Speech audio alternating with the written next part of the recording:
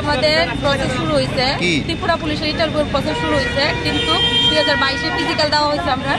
তারপর 2023-এ আমরা দিছি রাইটিং এক্সাম দিছি, কিন্তু 24-ও এটার কোনো রেজাল্টের কোনো আমরা আউট পাইতেছি না। যেহেতু এটা চাকরির ইন্টারভিউ, এটা যদি ভাইবাটা যদি আমার কিছু দেখাইতো তাহলে তো আমরা বুঝতে পারতাম যে কি হয়েছে না না হয়েছে। তো আমরা চাই যে অতি সত্বর যাতে এটার যাতে একটা ব্যবস্থা করা হয়। তারা কতজন রয়েছেন সারা রাজ্যে? আমরা তো প্রায় 6000-এর মতো প্রায় টিকেছি ফিজিক্যালে।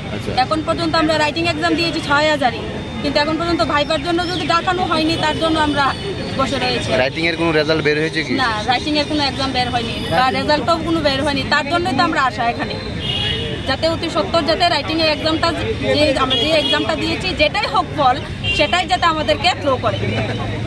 Thank you.